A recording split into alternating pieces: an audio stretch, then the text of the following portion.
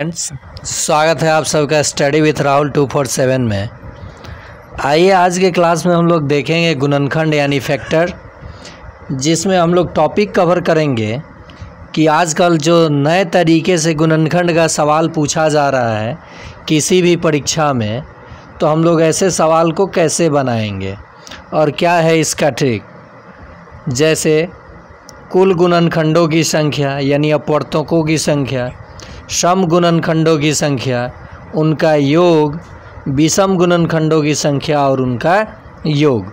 तो इन सब कॉन्सेप्ट को हम लोग बहुत आसानी से सीखेंगे, बिल्कुल यूनिक एक नए तरीके से। आइए प्रश्न पे आते हैं। जैसे पहला प्रश्न है कि 720 के सम गुणनखंडों की संख्या कितनी होगी। सबसे पहले एक चीज़ मैं आपसे बता दूं कि हम लोग इसी प्रश्न में चारों चीज़ निकालना सीखेंगे। पहले यहाँ गुणनखंड आपको करने आता है ना, इसको अभाज्य गुणनखंड कहा जाता है। 760 है, 2 से करेंगे तो देखिए यहाँ पे 3 दूनी 6, 8 दूनी 16 और 0, 38 दूनी 76 होता है, अभी भी 2 से जा रहा है। 19 दूनी 38 होता है, अभी भी 2 से जा रहा है। ठीक है, तो यहाँ देखिए 9 दूनी 18 और ये 5, 95 आया, अभी भी जा रहा है। अब जा रहा है किससे? 5 से। 95 किससे जाएगा? 5 से। तो 19 पचे 95, 19 एक अभाज्य संख्या आ गया। अब प्रोसेस को यहाँ रोक देंगे। ठीक है, 2 कितने बार आया है? 3 बार, तो 2 के पावर 3 गुना, यहाँ देखिए 5 कई बार आया है? 1 बार, तो 5 के पावर 1। 19 कई बार आया है? 1 बार, तो 19 के पावर 1 लिख लिया हमने। अब जब कुल गुणनखंड बताना होगा तो ये तो हमने फैक्टर निकाल लिया है अभाज्य गुणनखंड के रूप में इसका। देखिए अब यहाँ लिख देता हूँ आसानी से। 760 का हम लोगों ने फैक्टर क्या निकाला? 2 के पावर 3 गुना 5 के पावर 1 गुना 19 का पावर 1 निकाल लिया। अब यहाँ कुल गुणनखंड यानी 760 कितनी संख्याओं से पूर्णतः विभाजित हो जाएगा, ये चीज़ हम लोग कुल गुणनखंड के रूप में देखेंगे। तो कुल गुणनखंड की संख्या कितनी हो जाएगी? यहाँ सम पूछा है वो भी बताऊंगा। कुल गुणनखंड सभी के घात में एक एक बढ़ा के गुना कर लीजिए। मैंने क्या कहा? ये जो 2 के पावर 3 आया है, 3 में 1 जोड़िएगा तो क्या आएगा? 4। यहाँ 1 आया है, 1 जोड़िएगा तो क्या आएगा? 2। और फिर यहाँ क्या है? 1 है, 1 जोड़िएगा तो 2। गुना करने पे क्या आएगा? 4 दूनी 8, 8 दूनी 16, 16 आंसर हो गया। यानी 760 का कुल गुणनखंड कितना होगा? 16। कुल गुणनखंड बोला हूँ, लेकिन यहाँ सम पूछा है। ठीक है, सम भी देखेंगे। कुल गुणनखंड आपने सीख लिया। अब बात करते हैं कि सम गुणनखंड की। सम गुणनखंड हम लोग कैसे निकालेंगे? सम गुणनखंड कितने हैं ये पता करना है। तो 760 का आपने लिखा था फैक्टर 2 के पावर 3 गुना 5 के पावर 1 गुना 19 के पावर 1 लिखा था। सम गुणनखंड हमें बताना है, तो ये सम वाले घात में अब संख्या को नहीं बढ़ाना है, जितना घात दिया है उतना ही लिखना है सम गुणनखंड की संख्या। तो ये 3 है तो 3 ही लिखाएगा। लेकिन विषम गुणनखंडों में जो रूल चल रहा था एक बढ़ाने का, उसे आपको बढ़ाना है। तो 1 है तो 2, फिर 1 है तो 2, 3 दूनी 6, 6 दूनी 12। सम गुणनखंडों की संख्या कितनी हो गई? 12। तो इस प्रश्न का जवाब क्या हो गया? 12। देख लिए, इस प्रश्न का जो जवाब पूछा गया था आंसर आपका हो गया 12। तो हमने सीखा कुल गुणनखंड निकालना, सम गुणनखंड निकालना, और कुल गुणनखंड था 16, जिसमें से सम गुणनखंड हो गया 12। तो विषम गुणनखंड तो ऐसे ही निकल गया। कितना? 4 निकल गया ना। या फिर निकालने का तरीका भी मैं बता दूं। 760 है, बराबर का चिन्ह दिए, 2 के पावर 3, 2 के पावर 3 था, 5 के पावर 1 था और 19 के पावर 1 था। ठीक है, जब विषम गुणनखंडों की संख्या पूछा जाए तो सम वाले घात को नहीं लेना है, सम वाले घात को नहीं लेना है, विषम वाले को लेना है। 5 और 19 विषम संख्या है, इसका घात 1 है, 1 बढ़ा लीजिए 2 हो गया, इसका भी घात 1 है, 1 बढ़ा लीजिए 2 हो गया, कितना हो गया 4। यानी विषम गुणनखंडों की संख्या कितने हो गई 4, जो कि ये भी ऑप्शन में था। तो आपने सीखा कुल गुणनखंड, क्या सीखा, कुल गुणनखंड की संख्या, फिर सीखा आपने सम गुणनखंडों की संख्या, फिर आपने सीखा विषम गुणनखंडों की संख्या। अब हम लोग सीखेंगे कुल गुणनखंडों का योग, सम गुणनखंडों का योग और विषम गुणनखंडों का योग। तो जैसा कि यहाँ आया था, वही फैक्टर से ही सब निकलेगा। यहाँ पे आपका आया था 760 में 2 का पावर 3 गुना 5 के पावर 1 और गुना 19 के पावर 1। देखिए कुल गुणनखंडों का योग निकालना है, कुल गुणनखंडों का योग बताना है।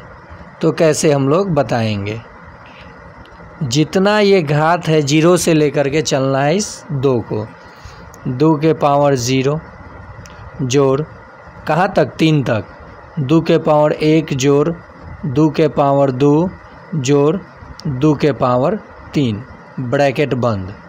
5 को भी यहाँ पे गुना का चिन्ह रहेगा, 5 के पावर 0 जोड़ 5 के पावर 1, क्योंकि 1 ही तक है, ब्रैकेट बंद, गुना 19 के पावर 0 जोड़ 19 के पावर 1 ब्रैकेट बंद।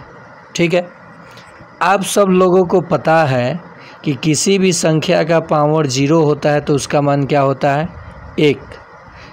अगर x का भी मान 0 है तब भी इसका मान क्या होगा 1। z का भी मान 0 है तो उसका मान क्या होगा, z का भी पावर 0 है तो उसका मान क्या होगा 1। बात समझ गए आप लोग।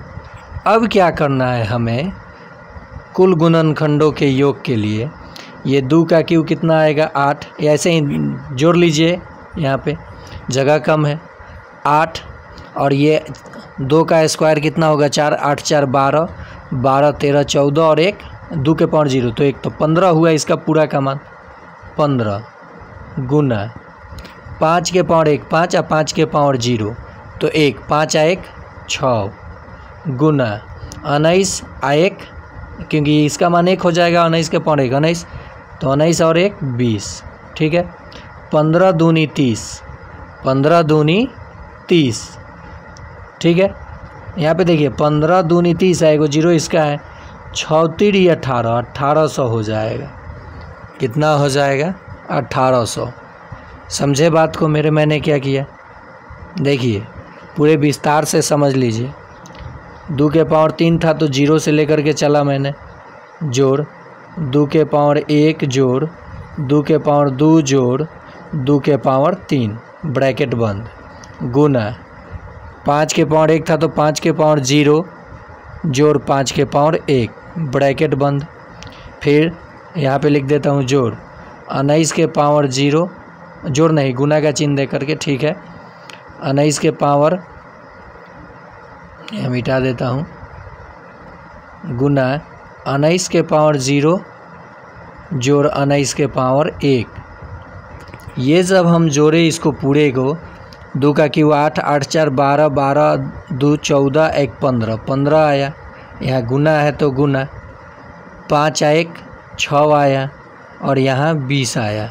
ठीक है, 15 6 90, 90 में जब आप 20 से गुना कीजिएगा तो 9 दूनी 18 और 2 को 0 लगा दीजिए, यानी 720 के सभी गुणनखंडों का योग कितना होगा, तो 1800 हो जाएगा। समझ गए आप लोग। मैं आगे आप लोगों को ये MCQ दूंगा बनाने के लिए, ताकि आपका प्रैक्टिस हो जाए। मैं एक ही प्रश्न पे इसीलिए समझा रहा हूँ। और हाँ, एक रिक्वेस्ट है कि आप चैनल को अगर देख रहे हैं तो अपने दोस्तों में शेयर करें और चीज़ों को बिल्कुल आसान तरीके से, एकदम आसानी से सीखें और प्लेलिस्ट में मेरे वीडियो के जा कर के देखें कि बेसिक गणित में क्या है, बीपीएससी टीआरई 4 के लिए क्या है, एसएससी जीडी के लिए क्या है, रेलवे के लिए क्या है, ये सब कम से कम चेक तो करें। अब बात आती है कि सम गुणनखंडों की संख्या हमारी कितनी आई थी 16, कुल गुणनखंड की सम की आई थी 12, विषम की आई थी 4, तब ना टोटल गुणनखंड 16 हुआ था। अब अगर कहे कि सम गुणनखंडों का योग बताइए, जैसे 760 का गुणनखंड आपने लिखा था 2 के पावर 3 गुने 5 के पावर 1 गुना 19 के पावर 1। अब मुझे बताना है सम गुणनखंडों के योग। सम गुणनखंड 12 था, उन सभी का योग बताना है इसी माध्यम से। तो 2 के पावर जहाँ 0 से हम लोग लेते थे वहाँ अब डायरेक्ट 1 से लीजिए, 0 को नहीं लेना है, यानी 2 के पावर 0 को नहीं लेना है। तो 2 के पावर 1 जोड़ 2 के पावर 2 जोड़ 2 के पावर 3 ब्रैकेट बंद गुना 5 के पावर 0 जोड़ 5 के पावर 1 ब्रैकेट बंद गुना 19 के पावर 0 जोड़ 19 के पावर 1 ब्रैकेट बंद। ये तो 20 और ये 6 रहेगा ही, 6 × 20। अब ये बदलेगा मान 8, 8 4 12, 2 का क्यों 8 आएगा ना, 8 4 12, 12 और 2 14, ठीक है। 6 दूनी 12, 6 दूनी 12 120, 14 गुना 120, ठीक है। बढ़ चौक 48 के 8 आ जाएगा, यहाँ देखिए बढ़ चौक 48 के 8, हाथ में 4, 12 और 4 16, 1680 हो जाएगा। सम गुणनखंडों का योग कितना होगा 1680। एक बार और समझिए आप लोग, जहाँ हम लोग कुल गुणनखंडों का योग निकाले वहाँ सब में जितना ये गुणनखंड आया था, जो गुणनखंड आया था उसको पावर 0 से लेकर के हम लोगों ने चला।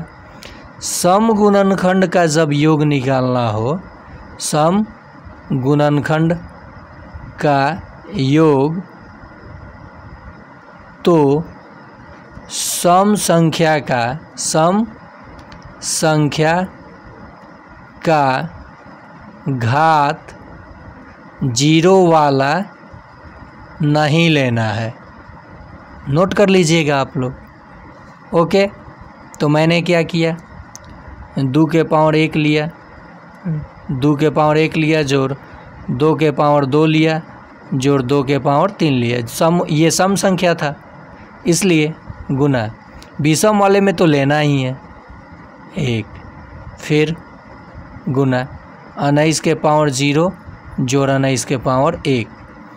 अब ये हमारा कितना आया 14, ये कितना आया 5 और 1 6, और ये कितना आया 20, ठीक है। ऐसे भी गुना आप कर सकते हैं, 14 दूनी 28 280 और गुना 6, 8 6 48 के 8, हाथ में 4, 6 दूनी 12 और 4 16 और 1 0 है, 1280 हो जाएगा सम गुणनखंडों का योग।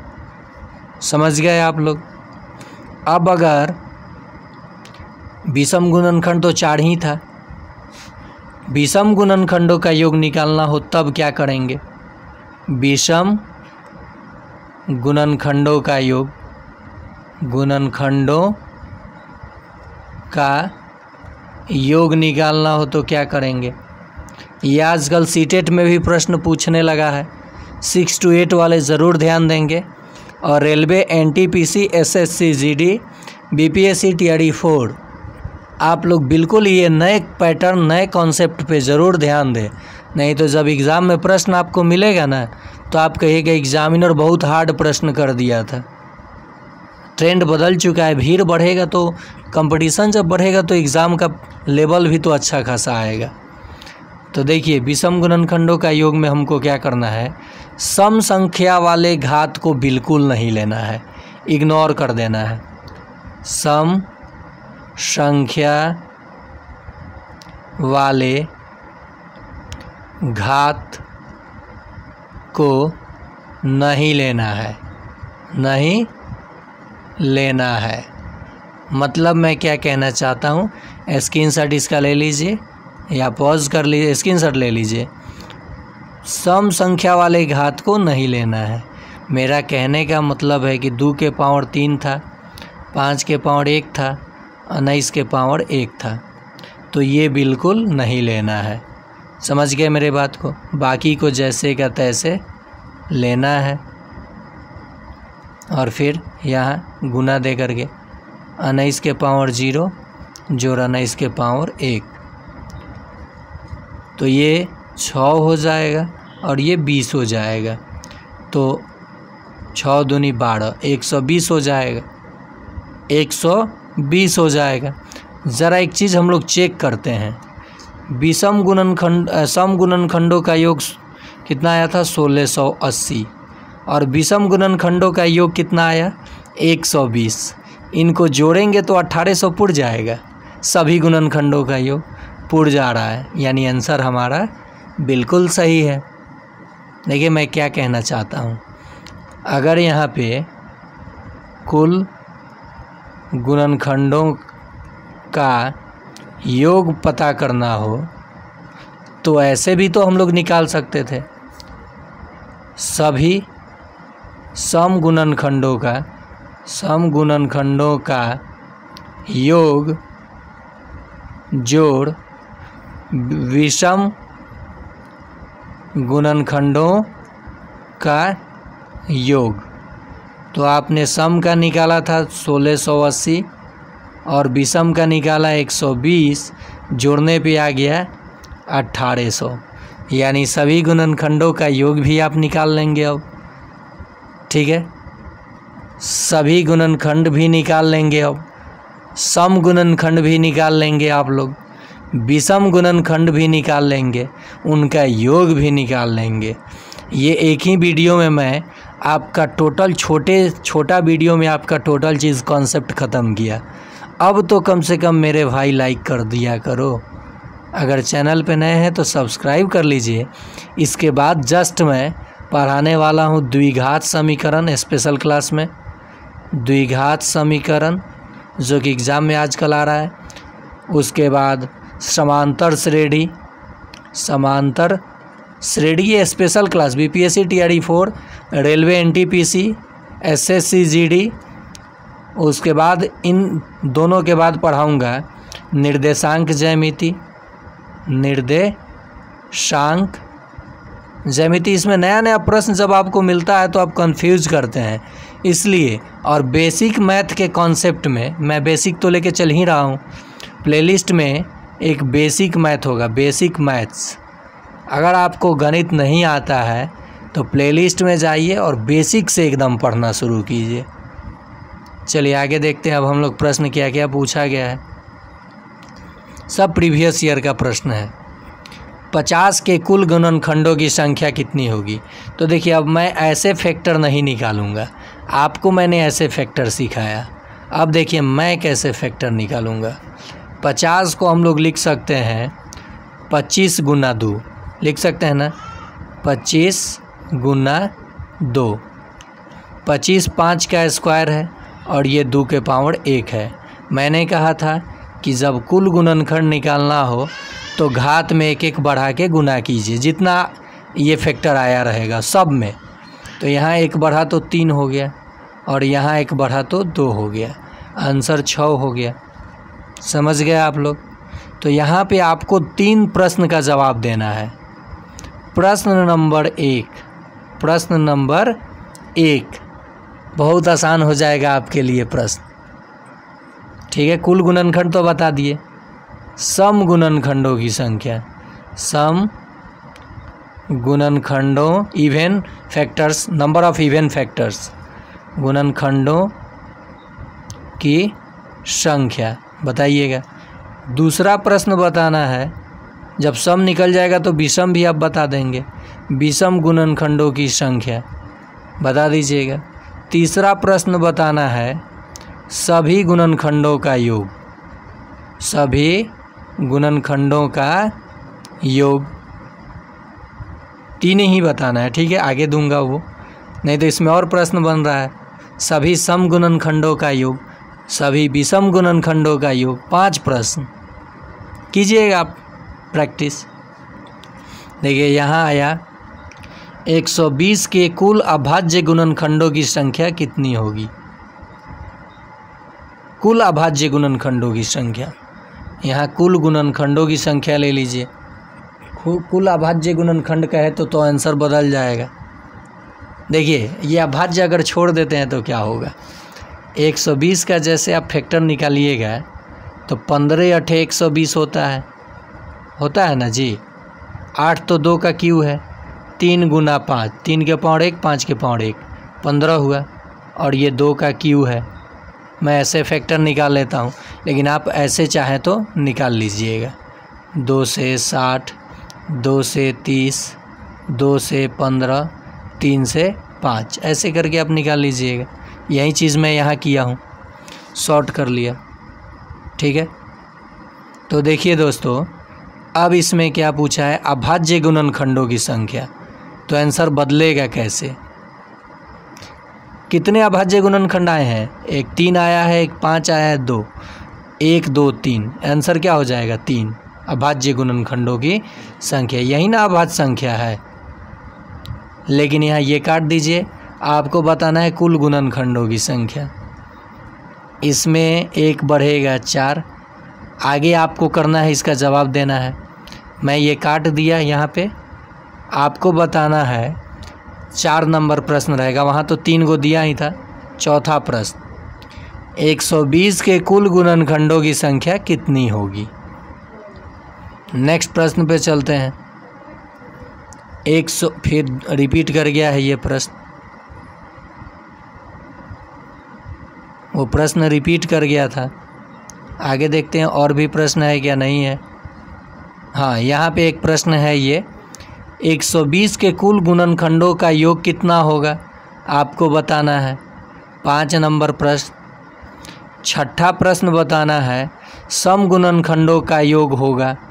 7वां प्रश्न आपको बताना है विषम गुणनखंडों का योग होगा, मतलब कितना होगा। तो सब टाइप का प्रश्न आपको प्रैक्टिस के लिए भी मैं दे दिया, ठीक है। अगर समझ में आया हो तो लाइक कीजिएगा। मैं ऐसे ही आराम से आपको हर एक चीज़, हर एक मैथ के टॉपिक को मैं line by line, time and work, नाव और धारा, चोर पुलिस, पैर सीट, सबका कॉन्सेप्ट क्लियर करा दूंगा एकदम। मिक्सर और एलिगेशन, मिश्रण का, शेयर लाभांश, बट्टा, प्रतिशत, चुनाव वाला प्रश्न, सब कराया भी हूँ, प्लेलिस्ट में देखिए। तो फिर मिलते हैं अगले पार्ट में किसी नए टॉपिक के साथ, इसी जोश और उमंग के साथ।